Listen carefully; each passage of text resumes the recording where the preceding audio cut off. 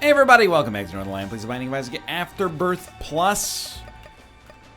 Wonder, real question. Do you think that I have said the word Afterbirth more than the average 30, well, I was trying to remember my own age. That's a bad sign. The average 30-year-old, what is a doctor that deals with pregnancy? Hold on. Pregnancy doctor. What are they called? I think I've looked this up before. Is it, hold on. Is it an obstetrician? What does an obstetrician do? A physician or surgeon qualified to practice in obstetrics. Well, if that doesn't answer your question, I'm not sure what would. Anyway, stats are okay. DPS is, it's open for improvement. That would be a good way to describe it, you know? Al Borland and Tim the Toolman Taylor would be working together. Dude, that's a great trivia question. What was the name of the company they would always make products, like amalgams of products for on Tim the Toolman Taylor's show? I know I'm just Googling over and over here.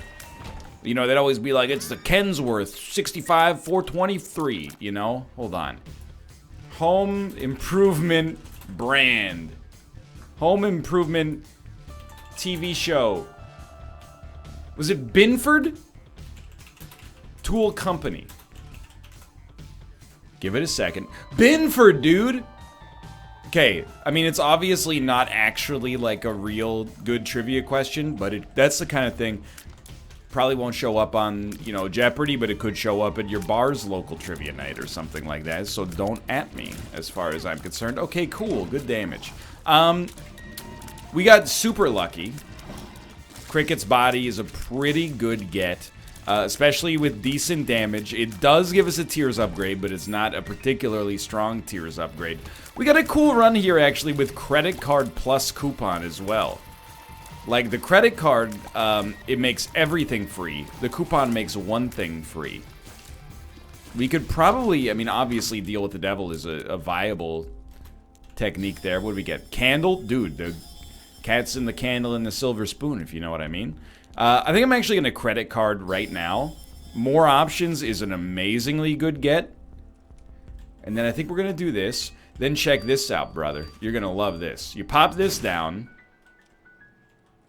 And then you use the coupon again. You get another item for free. Mom's Key. It's a pretty good one, dude. Some more bombs as well. What do you do after that? I don't know. I guess you wait to get another charge on the coupon. Even though we didn't use credit card to get 2 or more free deals with the devil, is a pretty strong start there, I think. More options, immediately useful once we hit the next floor. Mom's Key, you know, maybe useful immediately. Just thinking. Dude, so for real, I've been trying to use Ace of Spades. And I just can't, like... Or Ace of Clubs, sorry.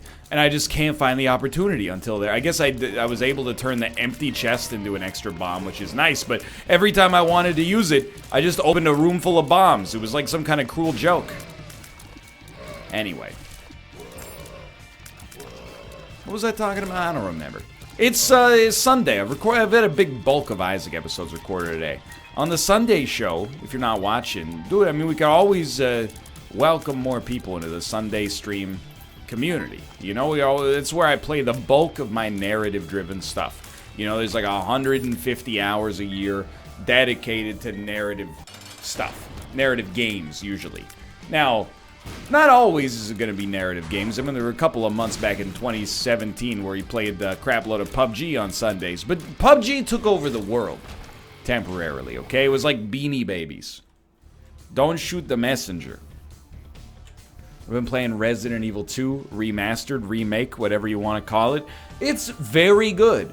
And one of the things I like most about the Sunday streams is it's giving me a good opportunity to go back and play some franchises that I've never experienced games in before. You know, that's where we played, like, I played Fallout 3, 4, and New Vegas on Sundays. I played my first God of War game on Sundays. I played, yo, dude, don't do that. I played Bully, Grand Theft Auto 5, you know, there's a whole bunch of games I got introduced to. Resident Evil 7 was another one. So now I'm playing Resident Evil 2 Remastered, and that game is just like full stop extremely good. I had previously thought, for whatever dumb reason, that Resident Evil was a very serious franchise. It was horror in my head. It was horror played straight. What I've discovered is, in actuality, Resident Evil is a little scary for sure, but also very, very, very cheesy. And I am way into that. So, I mean, I'm only... according to chat, at least, I'm like maybe 2/3 of the way through Leon's story, so still a long way to go, especially if we do Claire's story as well. But it's been fun. Played a little bit of MLB The Show, and I was actually kicking myself that in the earlier episodes recorded today, I forgot to mention that I've been playing MLB The Show. Now, full disclosure, I got my code to do a bounty for Twitch. However, full disclosure, I love MLB The Show. In 2014 or 2015, legitimately put probably like 50 or 60 hours into that game. Already probably at 6 or 7 for MLB The Show 19. It's just the perfect distillation of baseball, dude. I mean, baseball is a sport where I like video games of the sport much more than the actual sport. It's watching the sport itself. Like, I think, here's the enjoyment of baseball, you know, for me. Yo. Playing baseball or softball in real life with friends of yours. That's number one. I don't even think I want to hit this yet. I'm just a little scared. There we go. I was thinking maybe live bombs could screw us. That's number one for sure. Because even then, you know, you spend a lot of time hanging out in the outfield, not doing a whole heck of a lot, or standing with your foot on first base, just holding your glove out, waiting for, you know, an errant throw to come in. But that was me being dumb. At least you're hanging out with your friends, you're getting some time outside, and occasionally there's excitement. Then it's video game baseball. I like the loop of video game baseball, and MLB The Show does a great job of, like, distilling it down to, like, hey, you only want to bet? All right. You only have to bet. Fair enough. Dude, do not lose this one. Is not a justifiable loss right now.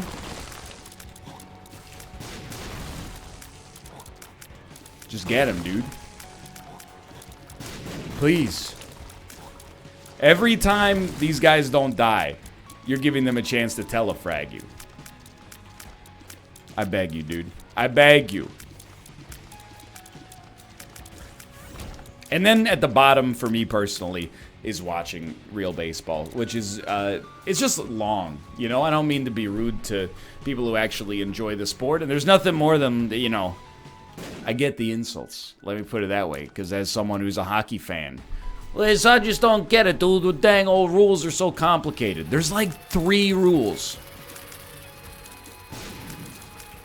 You know, baseball always gets a bad rap from people who are like, it's the most boring sport out there. Is it? I mean, probably. But, you know, it depends on how you feel about soccer. Anyway, the point is, the game does a fantastic job of distilling baseball down to what you want to play. For me personally, I want to bat. Now, I could play DH, but that seems a little... It's steeped in cowardice, right? Hold on. Please give me a Spirit Heart. I beg you, dude. Sure, that's good. But, like, all I want is a Spirit Heart so I can survive. Thank you. Thank you so much. And then let's roll the dice, dude. Yo, it's huge. No more curse I can actually see. And then I don't even think I want, like, Book of Shadows. I think that... Maybe I do... The coupon has been good for us, but... It could have given us a free deal with the devil, but I honestly feel safer... Yo, thank God. Just having the HP that I've gotten. Hold on a moment. I think the coupon is more interesting. Let's stick with that.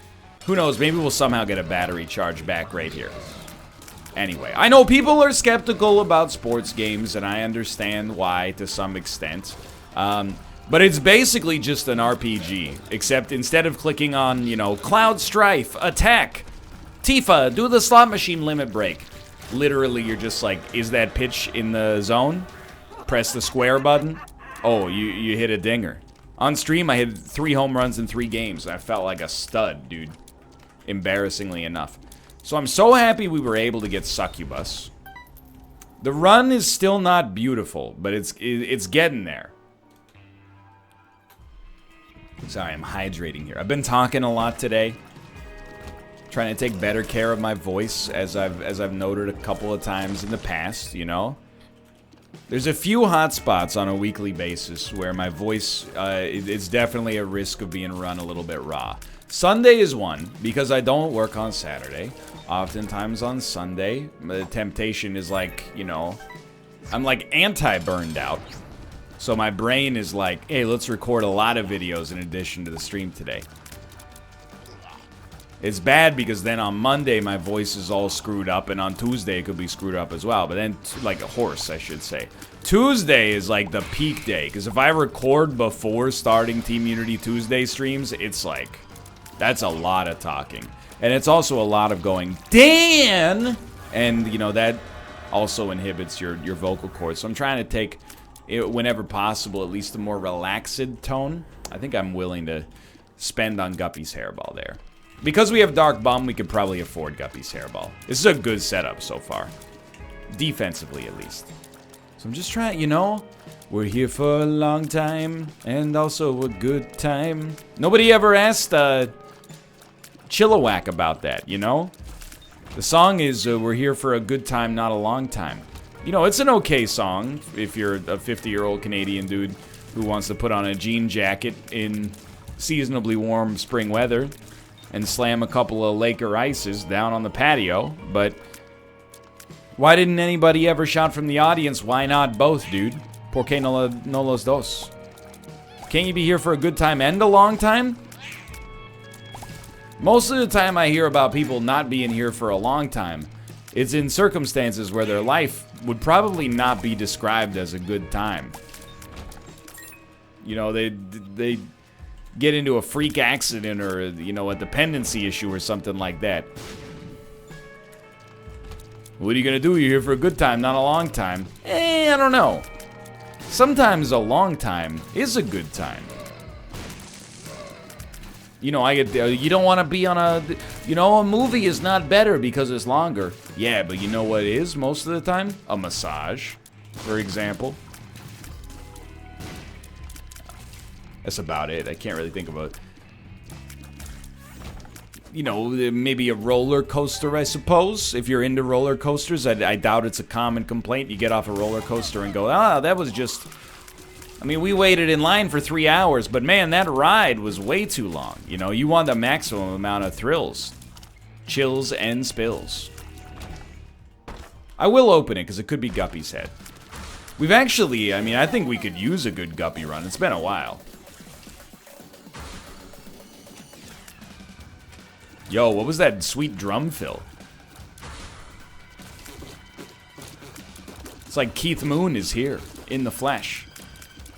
I have some sad news, actually. Keith Moon, he's no longer with us. It wasn't recent. He died in, like, I think it was, like, the 1970s, so, like, why even bring it up? Well, I just didn't want you going around outside being like, hey, is that Keith Moon? Then people would be like, Keith Moon's dead, man. And you'd be like, I didn't know. Dude, give me the rate of fire up. Both of those items were good. Do not get me wrong. But I think we desperately were in need of offense. Defense should just come from Dark Bomb. I just, you know, if you could just hook me up with the sack head, that would have been pretty sick. But it's okay. I'm looking for a battery charge so that maybe we could luck into getting the other item for free. We're spending a lot of bombs, but here's a counterpoint for you. Wait, what's wrong, dude? What's wrong with Dark Bum? Oh, okay, nothing? Weird. Let's get the heck out of here. I will say our damage is pretty terrible. We're on Caves 1, oh my god. Not only is our damage pretty bad, but we're very slow. Obviously, ooh, taking the damage dampening is, it might come back to haunt us. That's a pretty huge get, though. But I still think that actually having like a really, really functional rate of fire, especially with Cricket's head, is a little bit better. But if we could ever get Succubus to pop off in spite of what we got going on with our damage stat, that would be for the best. Anyway, I just bring up the voice thing because I don't want you to think that I sound bored. It's not boredom whatsoever. Dude, I'm like extremely blessed and, oh, careful, energized with the content I'm making on YouTube lately. Isaac, taking a little distance has led me to love the game that much more, you know, because now I appreciate it more in the time that I have it. And then, you know, Sekiro is just amazing. It's a fantastic game, even when it frustrates me. All of my frustration just stems from like, why won't you let me experience more of this beautiful game faster? You know, Baba Is You, it's kind of the same situation. That's going to keep going. I mean, Baba Is You I will probably not play through to the end on my YouTube channel. And I'll just tell you why. Like, at some point, something's got to happen. In the sense that, like, I either have to start uploading videos where I solve no puzzles and don't even come close. Because those levels are getting friggin' complicated, dude. Neither of these are super relevant here. Or I gotta start, like, surreptitiously, like, looking up the solutions to the puzzles and then just solving them, you know, and being like, boy, whoa, what a stroke of genius just randomly came to me. 48. And as much as I would love to do that and seem, like, as smart as possible, it's absolutely enjoyment away from myself. I love Baba Is You, dude. Don't get me wrong. Like that, we've been spoiled for friggin' choice so far in 2019 for amazing games, especially from a design standpoint. Like Slay the Spire, Sekiro, and Baba Is You are some of the best designed games I played in like the last 5 years, in my opinion, at least.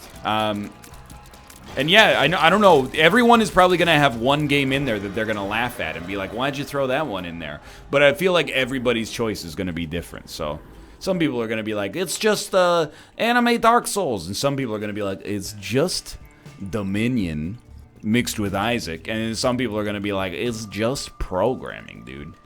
Everybody's going to have a different one. Now, I didn't throw Tetris 99 up there. I don't necessarily think Tetris 99 is a well-designed game. I think Tetris is a well-designed game, but here's the thing. It's 2019. Tell me something I don't know. I think it was a very smart and savvy decision to pair with the Battle Royale formula. But those are probably my... Dude, I can't believe it's the end of March. I got 4, like, legitimate Game of the Year contenders. That's rare. Part of the reason I have that much is because I've been playing new stuff, I guess. But anyway, I'm just saying. I'm not bored, Mom. And it's not a phase. I'm just, I'm saving my voice. You guys ever have, like, when your dad would, like, sit on the couch and close his eyes? And then as a kid, you'd be like, Dad, why are you sleeping? And he's like, I'm not sleeping. I'm just resting my eyes. And then you know he's actually sleeping. And you're like, Dad, that's so stupid. You're asleep, man. Later, when you get older, you're like, yeah, Dad's sleeping because he's tired. But he has to tell you that he's resting his eyes, because if he says he's sleeping, someone, you know, the kids are going to be like, oh, it must be nice to sleep. You know, Daddy, you know, jump on his lap and stuff like that. Or, you know, oh, you got to take the garbage out. You got to go make a spice rack in the laboratory. What do you, workshop, that's what you call it. That's the only way a dad can get a nap, dude. He's got to say he's resting his eyes, and then, like, 3 hours later, you know, hey, why'd you nap today? There's nothing I could do, dude. I was resting my eyes and I fell asleep.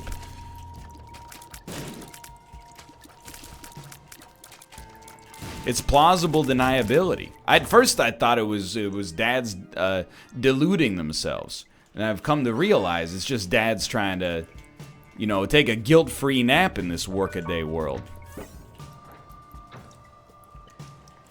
I'm not much of a napper.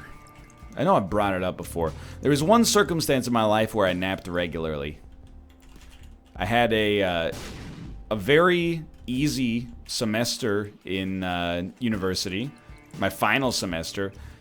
I had no, and this was not really by design. I know people are like, bro, check out my schedule. I set it up so I don't have class before 1. You know, I wasn't really like that. It was more like the recession hit, and then a lot of my classes were like, yeah, we don't offer electives anymore, so just gonna give you the credits you need to graduate if you pass these classes, and then get the heck out of here for now. Why was a Canadian university affected by the public recession? I'm just gonna be honest with you. I got no idea about economics at all. I still don't understand. Like, I barely understand what the recession is. And you can laugh if you want. You can leave your friends behind. But I also feel like a lot of people are like, I'm with you, dude. Like, I get there was a knock-on effect. Like, okay, well, no, I don't, actually. I don't know. Everything I know is from The Big Short. And then living through it. But anyway, so like Monday through Thursday, I had only afternoon classes, and then Friday I had one class, and it was a 9 a.m. or actually an 8:30 a.m. Yeah, maybe 8:30 a.m. to 11:30 a.m. seminar where I had to be like, you know, on. So my sleep schedule would get really messed up.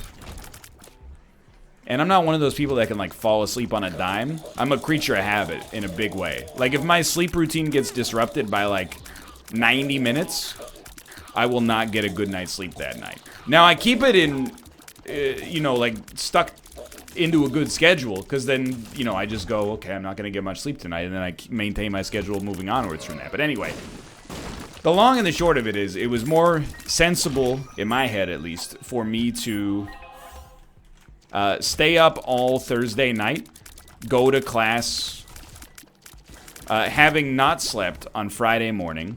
And then right after my Friday morning class, I didn't have anything else to do scholastically for the rest of the day, so I would just nap like, you know, noon to 4 or something like that. That was the one, like,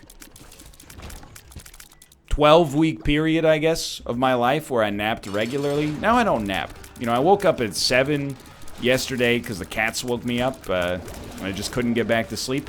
And I was like, you know, I comfort myself by telling comforting lies. You know, I go, you know, if you get tired later, I'll just go ahead and take a nap. What's stopping you? I'm not gonna take a nap, dude. But it makes me feel better in the moment. I've said it a few times though, but I'm learning to like sleep a lot more. Not just like, but respect. You know, I think if you were like, what's your favorite thing to do? Like, if you got an extra 2 hours that you could do anything with, what would you do with it? And like 5 years ago or 3 years ago, I would have been like, dude, 2 hours a day, record more videos. Now I'm like, though, I'm getting 9 hours a night, no doubt. Maybe 10.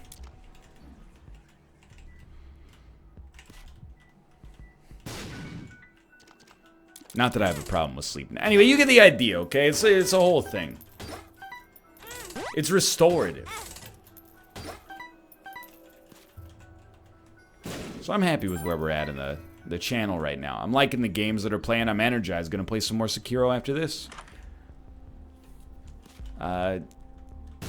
Sekiro. I'm on tonight. You know my hips don't lie, and I'm starting to feel ya, boy.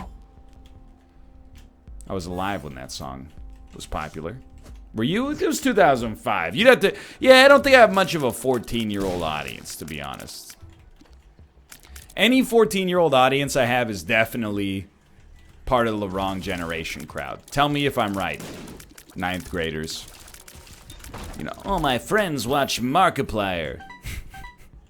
Only I'm enlightened enough to watch Northernlion. Ha ha! A reference to late 90s band LFO, aka the Light Funky Ones. I've heard of them. New Kids on the Block had a bunch of hits. Chinese food makes me sick. And it's kind of a hateful sentence, actually. At the time, it was just, you know, it was just whatever, I guess. But now I'm like, dude, sounds a little... The phrasing, Chinese food makes me sick. Dude, you're probably allergic to, you know, I don't know, like Szechuan peppercorns or something like that. Should have had that checked out. Now, it's a sad story, because for anybody who doesn't know, this is a real story. Not messing whatsoever here. 2 of the members of LFO have died, despite being, like, quite young. I think they both died of leukemia, too, or some form of, like, cancer. This is a sad story. I don't want to rake LFO over the coals, but simultaneously, I think you need to try some different Chinese food, brother.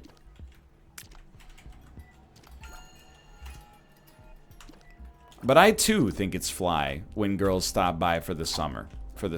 Whatever the heck that means. I mean, I guess I did live in a touristy town. People stop by for the summer, but usually, like, it was a touristy town, but only if you're over the age of 60. Otherwise, all the students would, like, you know, I don't want to stay here over the summer. I'm going to go back to Toronto. Okay, see you in September. I'll be here eating some sickening Chinese food.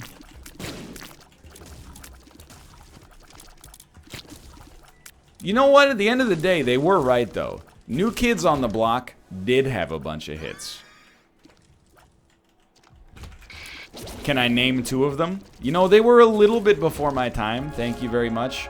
I do know there's a big one. It goes, step by step, ooh, girl, wanna get with you, girl. I know that one.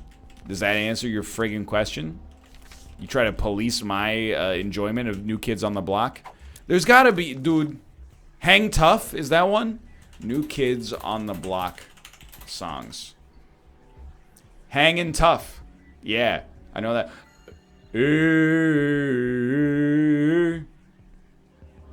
Anyway, where was I going with this? It doesn't friggin' matter, okay? You know what's funny is that the New Kids on the Block had a bunch of hits, and boy, do I have an anecdote about Chinese food that's gonna really get your gut churning. But no, when you're a kid, like I was like 6 when New Kids on the Block were at the peak of their popularity, and they're like, you know, Donnie's the tough guy, and you're like, whoa, I wouldn't mess with that guy. He's wearing a leather jacket and has like a slightly noticeable bicep. Nowadays, whenever I see a boy band, and this is just a consequence of getting older for everybody. It's not like, oh, I'm such an, you know, old, strong man. But whenever they're like, you know, this is G-Dragon. He's the bad boy. I'm like, what do you mean he's the bad boy? He's 11 years old. It's not fair. I shouldn't have used G-Dragon, because he's not the bad boy of that group. As a K-pop joke. I don't know if that's going to resonate too well. Anyway, the point is, he's an adult. He's probably like 27 or something like that. But, you know, sometimes these boy bands come out, you know, like One Direction when they first started. And they're like, you know, watch out for this guy. He's the bad boy. He's the one that, you know, he pushes the camera out of his face when they invade his personal space. And you're like, that's not the bad boy. That's a child with an attitude. I'm not saying, like, wow, anybody who listens to this is dumb. I'm just like, why are you being weird about it, dude? What do you mean he's the bad boy? This is a 16-year-old child singing a song that went to #1 in 12 different countries. How bad could he be? You know, there's kids in juvie.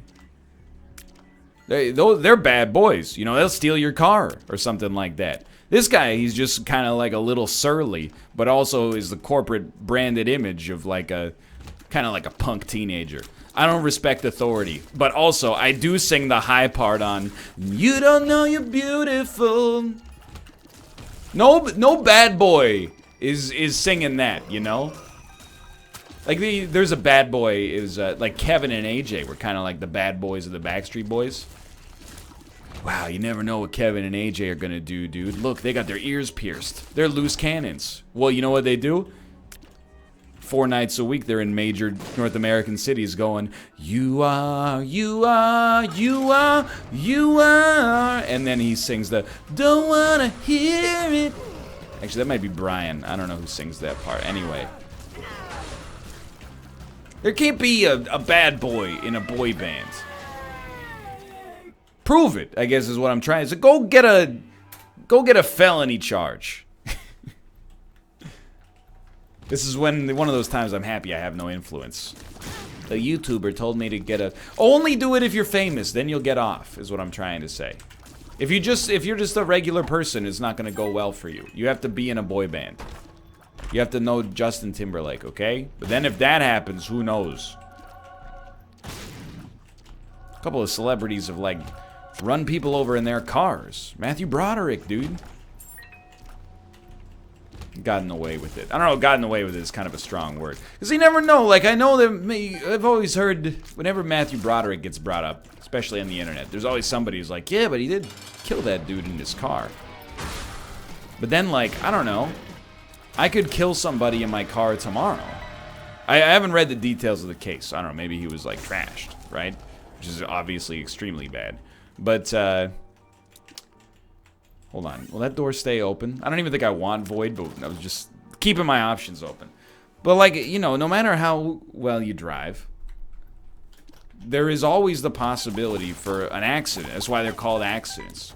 You know, I would love to tell you, especially if you're of the age where you're, like, learning to drive, but I ain't got wings. That, like, you know, if you drive perfectly and you always have 100% awareness, there's no chance that anything will ever go wrong. It's not really the case, unfortunately. I mean, you definitely, like, minimize your chances, for sure. You know, that's why you don't do dumb stuff like text and drive. That's a big one. And, you know, even the more obvious ones. That's why you don't, like, drink and drive. But, like, you could be the best driver in the world, and you could just be driving down, like, an Irish country road late at night. Some dude wearing all black fell asleep on the curb, and, you know, all of a sudden, there you go, you know. You could just be the best driver in the world. Somebody could just turn into you. I don't mean like Mark Ruffalo turns into the Incredible Hulk. I mean, like, they just might not be looking and, like, skirt. That's why, like, self-driving cars can't come soon enough. But I always think, like, you know, if Matthew Broderick used his fame as leverage to get out of taking responsibility for killing a dude with his car, that sucks. But it also sucks if it was just like a misunderstanding / accident that maybe wasn't even his fault, and then his reputation is, like, forever tarnished because of a night that, you know, for anybody out there would probably represent, like, the darkest night of your whole life. Like, if I... Oh, well, that and the Godzilla US opening premiere, but, like, if I kill somebody with my car, even if, dude, like, without being rude, some of the neighborhoods we drive around in Vancouver, people just jump onto the road all the time. You know, you'll have a green light, you'll be scanning the intersection, don't see anything, all of a sudden some dude just, like, at a full sprint runs out of the intersection. You hit the brakes so you don't hit him, and then he'll, like, slap the roof of your car and be like, watch it. There's no reasoning, you know? Like, that's it. The Cash Cab killed somebody in Vancouver. Now, I don't know the details of the case.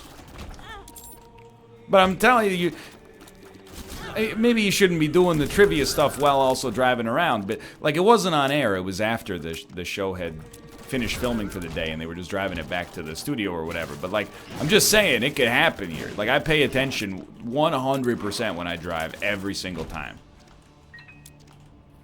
Even still, you know, anything could happen. If that happened to me, that'd be, like, I hope, the darkest day of my life. So, I mean, I'm not saying I feel bad for Matthew Broderick. You know, I'm just saying I don't know the details of the situation. So I'm not going to rag on him any more than I already have for Godzilla 1998, which, to be honest, I don't even know how much of that was him either, you know? Like, he didn't write the script, dude. Plus, you know, I gotta say, when I saw Godzilla 1998, I liked it a lot. Now, I was 11. I was actually 10 in 1998, but I'll tell you right now, I didn't watch it in theaters. It wasn't that good. But I liked it. I still remember a little bit of that movie. I remember there, like, the Godzilla has eggs in Madison Square Garden, and then at the end of the movie, one of them hatches. That's all I remember. And Godzilla's eyeball looking through, like, a skyscraper window or something like that.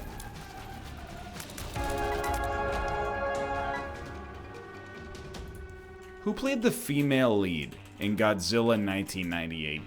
I want to say Juliana Margulies.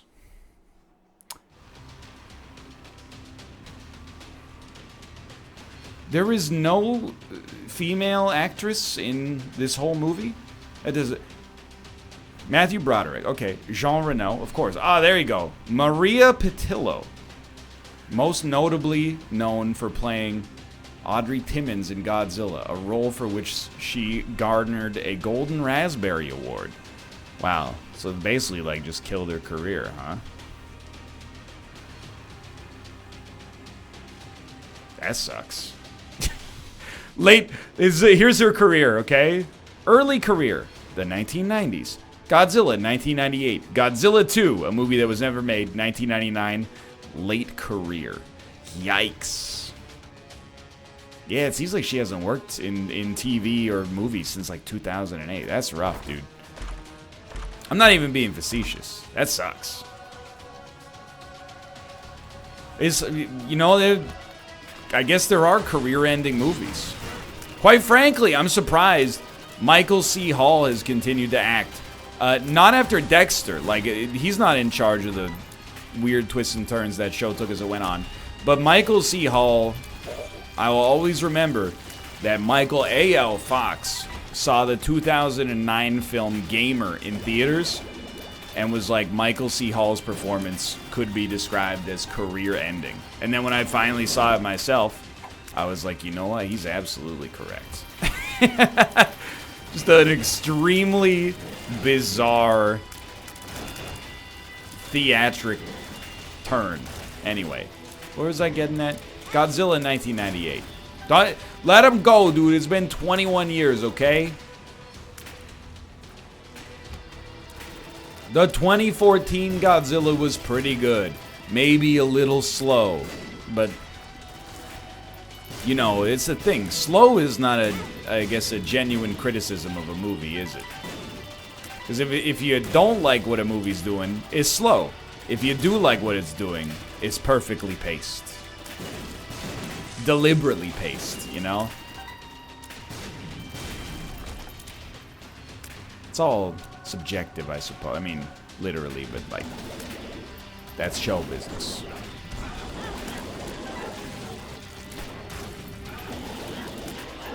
I wish I had more movie anecdotes. I haven't seen a movie this week, dude. I know, it's a rarity. I won't see a movie next week either, because I'll be at Josh's wedding. Thank you very much. So I guess I won't be seeing Shazam opening weekend. Womp womp. I hear it's good, by the way. I'm not ragging on the DC universe. I'm stoked that they have another critical victory. You know, I was stoked when Wonder Woman got good reviews too. And then I saw it, and for the first like 80% of that movie, I was like, this rules. And then for like the last 20% of that movie, I was like, you could have just cut this part right out. But anyway, it was a little slow for me, to be honest. Not really.